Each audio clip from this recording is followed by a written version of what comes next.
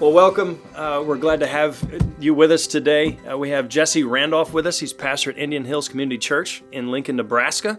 He's been there for how many years now? 2 years. 2 years. Transitioning into a ministry where the former pastor, Gilru, was there for how many years? 52 years. 52 years. So how's it going? Great. You're loving that? Yeah, it's been a great transition. The Lord has, I use the same word every time when people ask that question. The Lord has really protected the transition, because there's a number of ways, a transition like that, following a man that's had such a faithful ministry for so long, it can go really poorly because people are used to the same guy, the same voice, the same way of doing things. But it's been protected. The Lord has really protected it. We've really enjoyed it. Families loved being in Lincoln. And you are formerly from California, Southern California. Southern California. So it's not just weather that you're getting used to, and then there's, of course, the cultural things you're getting used to. I'm sure there's certain levels of culture shock. And then, of course, there is church culture that's different. Yep. What's been some of the exciting things about that for you? Oh, there's been so much. So I think in some ways it was a transition in life that in some ways we didn't know we wanted or needed. Even leaving kind of the rat race of California and traffic and the politics and all the other stuff. So you don't miss LA traffic? Not one bit. I've told people in our church, on my day off, I will typically drive a gravel road just for fun, because I never had that in California. Funny. And so it sounds so simple, it sounds so basic, but just getting on the gravel road and feeling the rocks kick up on the wheel wells and just peacefully moving along. Did you immediately buy like a 4x4? I own a beat up 09 F-150. Oh, that's awesome. I love it. Now you got that when you moved to Lincoln? Yep. I had to buy something that was somewhat winterized. You had to fit. Well, funny story. On the F-150 I bought, it's a used, old farm truck. Yeah. I bought it in June. And the person who sold it to me didn't mention that it was 2-wheel drive, not 4-wheel. So Californians don't know that roads get icy in the winter. Right. So we buy a 2-wheel drive pickup truck. I buy a 2-wheel drive pickup truck, and guess what happens? I'm sliding all over the place like a novice, which I am. So, yeah, but nothing does real good on ice. Right. Unless you got like chains on the tires or something like that. Nothing cruises through that like it's, not a problem. Yeah. But anyway, so it's been an adjustment. That part's been an adjustment. But yeah, in terms of lifestyle, just a different pace of life overall. Yeah. Lincoln is a neat town. I mean, Springfield kind of reminds me of it. It's a state capital. There's a college in town. It's got enough Your college is much larger, but yeah. Yeah, but it has some big city aspects to it. You have everything you need. But it's also small enough that you can bump into people. Yeah. And you can find a gravel road. Yes, you can find a gravel road. They're not too far away. Which is pretty awesome. Yeah. I like that too. I love to find a country road. I've lived here most of my life in this area, and I still get lost on a road. Yeah. Well, not really lost, but right. Mentally, metaphorically lost on a road. And for me, it's a very good time to pray. Yeah. To kind of disconnect. I make sure the phone's on silent. Yep. And I kind of just am alone with the road, so to speak, and get to pray. Yeah. It's a thing I would have never guessed is a great way to connect with the Lord, Yeah, totally. But somehow it works, gravel roads. Yeah. I like it. You seem like a super nice guy. We've known each other for a solid day and a half, and you seem like a very nice guy, but you decided to pick a bit of a fight lately, right? Did I? Okay. A little bit, with Gospel Coalition. You had a session on that. And I guess the Gospel Coalition being the apparatus that it is. It's so large, influential, etc. Why did you, what raised the alarm for you? Yeah. That you decided, I need to talk about this. I need to address this. It's a great question. So I acknowledge that the Gospel Coalition is not something new. It's almost, in fact, 20 years old. Right. I think it started in 2005. So why now? And why in my location? Well, what happened was about 3 months ago, there was kind of a kickoff meeting of a revitalized Nebraska chapter Gospel Coalition meeting that I was invited to. So I did some digging around. I got the invite. The invite itself had some concerning language in it about being kind of more feelings driven in our churches, not as I read the invite, doctrinally serious and doctrinally committed. That raised some alarm bells for me. So from there I did... So kind of the tone already had you go, well, I want to look more into this. Right. And on top of that, I was already getting questions from the members of our church. So we have a very established, well-taught church, just like this church. But we also have a lot of new people the Lord is bringing. And so a lot of those new people have asked me the question, hey, I've heard about this new gospel coalition thing starting. Are we going to join it? Yeah, and of what's course, our place in all of this? Yeah, and of course our old guard knows there's no way. But for the sake of the newer folks, I wanted to provide some clarity and give them some reasons as to why we wouldn't join. Sure.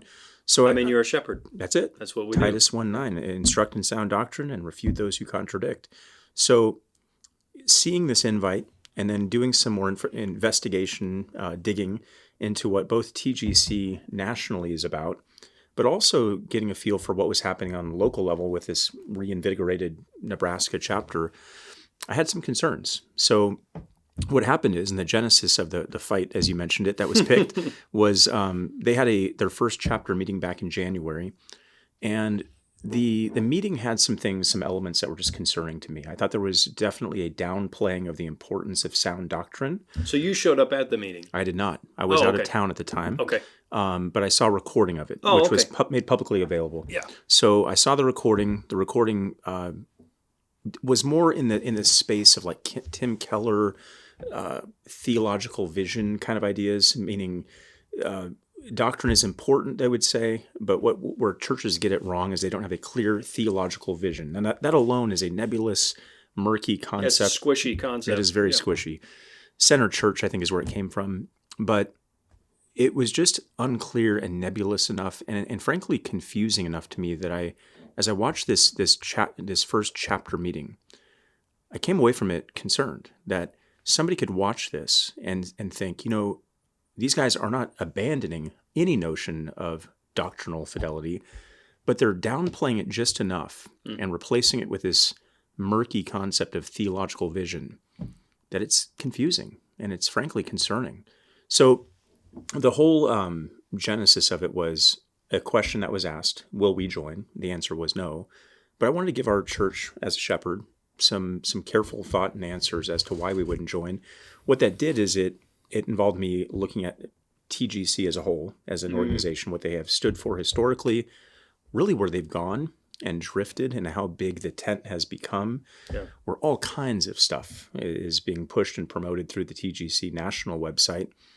And then they're a big tent. They're huge. Yeah. And then you bring it down to the local level where you have men joining up. And these are men that are parts of churches that are Bible churches that are in TGC now. And just saying, hey, there are reasons we can't join. These are the reasons, church. And then that's it. I mean, that kind of laid there. Brought some of those concerns here to this conference to kind of educate the men about what it means to be theologically discerning, using TGC as kind of a test case. So what do you feel is maybe the wrong word even? What is it that you think would be a pitfall of ignoring what you're trying to say? I think a pitfall of ignoring the warnings would be placing the matter of unity on anchoring unity in the wrong set of truths. So maybe there's a better way of saying that. Everybody in the TGC movement would say they're gospel-centered. Now, of course, at one level, as followers of Christ, we're gospel-centered. Who are we but people that have been redeemed by the blood of Christ, his saving work? Yeah. What other message, Romans 1:16, do we ultimately have but the message of the gospel? So in one sense, everything about us is central in who we are through Christ and the gospel message. But unity is not, it has a tighter core than that, right? So the way I've tried to phrase it. You can't get unity by aiming at unity. Correct. Right? You have to have something that is agreed upon, propositional, that doesn't move, that we agree on this, and that's what brings us together. Right. So the way I've heard it explained, and I would agree with this, is that the gospel is like the outer boundary of what makes us believers to begin with, right? So everybody within that boundary, of course, we're rejoicing that we're fellow followers of Christ. We'll be in glory one day together, worshiping Him. But unity is a much tighter island, and that's rooted in sound doctrine. And that's sound doctrine goes beyond just the essentials of the gospel. So actually the message I gave was when the gospel is not enough. Yeah. And that sounds a little, Yeah. makes you a little antsy and squeamish. Like, wait, when is the gospel not enough? Well, that was the whole question I raised, Yep. right? Is the gospel enough for salvation? Absolutely. Right. But is the gospel enough? Does the gospel and sound doctrine, do those two overlap completely? Or is there more to sound doctrine than just the gospel message? And we talked about, I think just yesterday, the problem is many times when one person says gospel, they don't actually just mean the gospel of Jesus Christ leading to salvation. Right. Many have opened that definition up to where gospel has become squishy. Yep. To say from earlier, it's become squishy itself, where you've packed other things into it. Mm-hmm. So that makes it harder to know what we agree on. Right. Know what we're unified around, because you're not speaking of the same thing that I am. Right. So I think true unity is found around doctrine, sound doctrine, all that entails. Yeah. So that's why there'll be certain churches that will be represented at the conference here this weekend, and why others wouldn't go, and why guys like us might be comfortable speaking on one man's stage or platform or behind his pulpit, but not another. Are we saying necessarily that each of those men that we wouldn't share a stage or a platform with is an unbeliever? Not necessarily. That goes back to the gospel. But are we saying we'd be comfortable? Would it be the right thing to partner with others who are off on a variety of different matters related to sound doctrine? That's a whole different question. So that was the message is about that. How do we look at things like association, fellowship, unity, and where is that ultimately anchored and defined?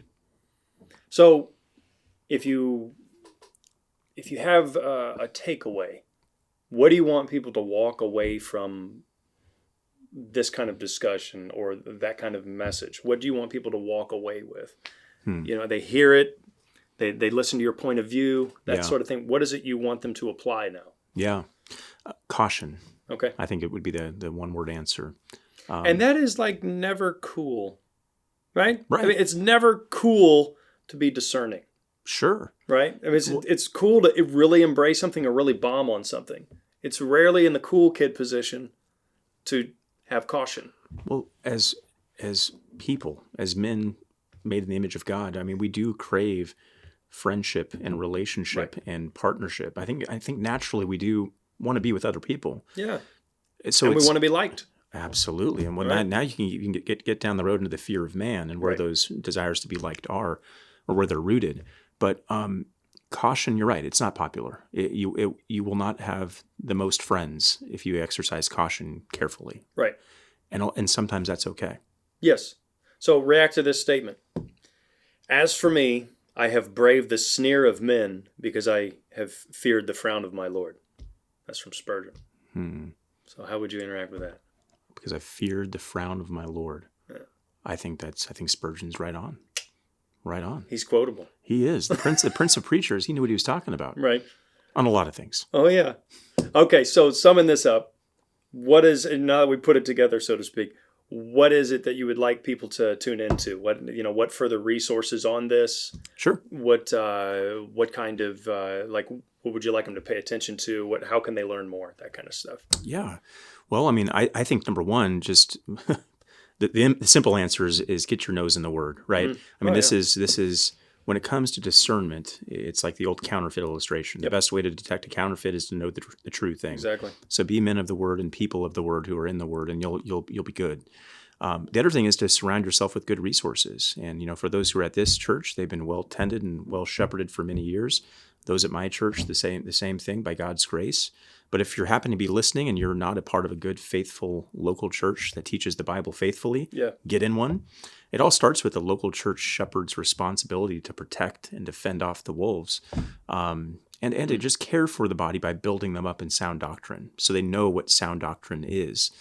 And then also we live in a day, here we are with microphones in front of our face, where you can get good resources from other places. So I think by the time this will release, there's going to be an announcement about a Foundations Media Network that's going to be launched that a lot of our churches and our respective ministries will be a part of. Right. So tune into those things and be built up by other faithful men who are teaching truth.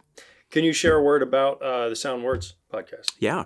So our church has a church-based podcast called Sound Words. That's really just caring for the legacy of the man I succeeded, Gil. We had the Soundwords bookstore back then and the Soundwords publishing arm. Nowadays, everything is so digital that we just converted that into a media ministry. So we have a Soundwords podcast, which you can find on YouTube and all the other platforms. I think that's what they call them. I don't think we have a website yet for Soundwords. It's just the Soundwords YouTube channel. Yeah. And then our church has more of those resources. That's ihcc.org. All right. Hey, man, thanks for joining me. Happy to be here. Glad to have this talk. And there will be more resources on this that we'll put in the caption on this, where Jesse's going to do a session on this during our Truth for Men conference. And we hope you can tune into that. If you want to learn more, you'll get the fuller view of what's going on if you click on that. So thank you for joining us. We'll see you.